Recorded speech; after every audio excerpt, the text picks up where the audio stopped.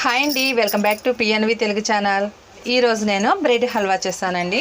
చూసారా బ్రెడ్ హల్వా ఎంత బాగుందో చూడడానికి కూడా. ఈ బ్రెడ్ హల్వా టేస్ట్గా ఎలా చేస్తాను ఏంటి అనేది మీకు ఈ వీడియోలో చూపిస్తానండి. మూడే ఐటమ్స్తో పిల్లలకి 5 నిమిషాల్లో మనం తయారు చేసి పెట్టుకోవచ్చు.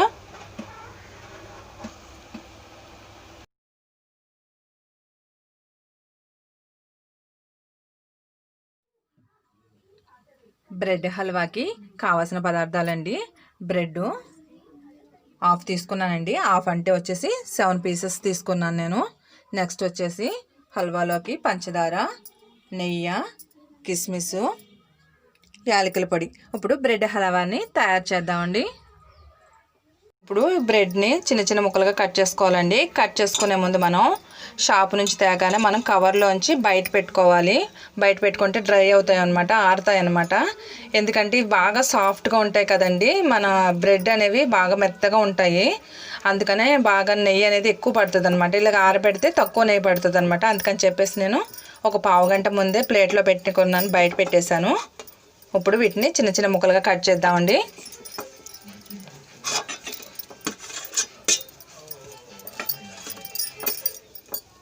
ఇలా కట్ చేసుకోవాలండి. మీకు ఇష్టమైతే ఇది సైడ్లు ఉన్నాయి కదా, ఇలా ఇవి ఉంచుకున్నా పర్వాలేదండి. ఎందుకంటే మనం ఇంట్లోకే కాబట్టి సైడ్లు ఉంచుకున్నా ఏమీ కాదండి, బాగానే ఉంటుంది అనమాట టేస్ట్ అనేది. అందుకని నేను సైడ్లు ఉంచేస్తున్నాను. ఇలాగ మొత్తం అన్నీ ఇలాగ పీసులు కట్ చేసుకోవాలి.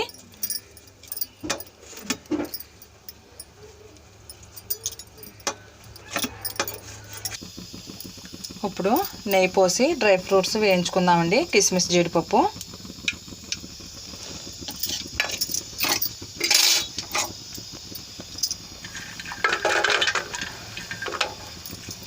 జీడిపప్పు కిస్మిస్ అనేవి ఎన్ని వేసుకున్నా ఏమీ కాదండి, ఎన్ని ఎక్కువ వేసుకున్నా మీ ఇష్టం అండి అది.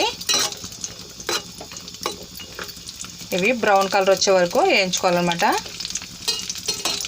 ఈ బ్రెడ్ హల్వాలోకి కిస్మిస్, జీడిపప్పు అనేవి ఇంకేమన్నా ఉన్నా కూడా బాదం పప్పు అలాంటివి కూడా వేసుకోవచ్చండి. నా దగ్గర ఈ రెండే ఉన్నాయని చెప్పేసి ఈ రెండు వేస్తున్నాను.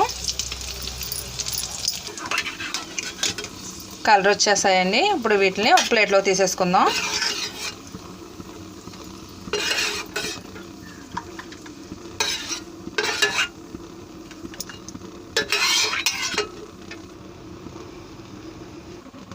ఇప్పుడు కొద్దిగా అంత నెయ్యి పోసుకుందామండి.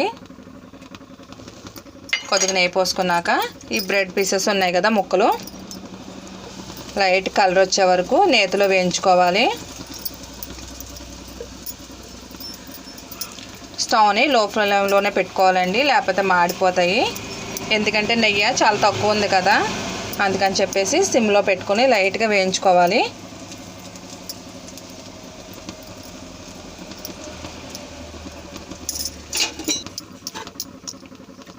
ఇలాగా 2 సైడ్లు కలర్ వచ్చే వరకు వేయించుకోవాలండి. నెయ్యిలో వేయించుకున్నాం కదండి, చూసారా కలర్ వచ్చినాయి. ఇలా లైట్ కలర్ అయితే సరిపోద్దండి. ఇప్పుడు వీటిని ఒక ప్లేట్లో తీసుకుందాం.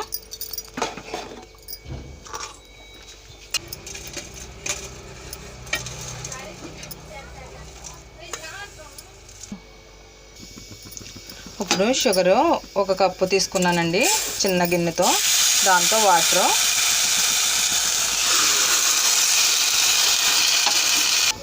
ఒక కప్పు పంచదారకి కప్పు వాటర్ తీసుకున్నాం కదండి. మొత్తం ఈ షుగర్ అంతా 1 కప్పు పంచదారకి 1 కప్పు వాటర్ అయితే సరిపోద్దండి. ఇప్పుడు ఈ మొత్తం షుగర్ అంతా మొత్తం వాటర్లో కరగాలన్నమాట. పంచదార మొత్తం కరిగిపోయిందండి. ఇప్పుడు పాకం అనేది కొంచెం లైట్గా ఏళ్ల మధ్యన స్టిక్కీగా ఉండేటట్టు ఇలా ఉంటే సరిపోతుందండి.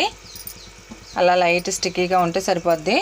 ఇప్పుడు మనం ఈ పాకంలోనూ బ్రెడ్ వేసి ఉడికించుకోవాలన్నమాట. బ్రెడ్ పీసెస్ ఉన్నాయి కదండి ముక్కలు, ఇవన్నీ వేసేసి ఈ షుగర్ సిరప్లో ఉడికించాలి.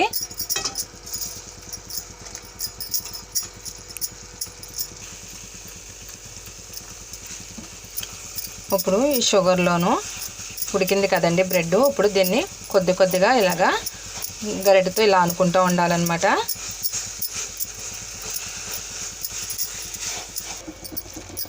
ఇలాగా గరిటెతో ఇలా అనుకుంటూ ఉండాలండి. ఎందుకంటే పీసెస్ కదా, పీసులు అనేవి చక్కగా వస్తాయి అన్నమాట. ఇలాగా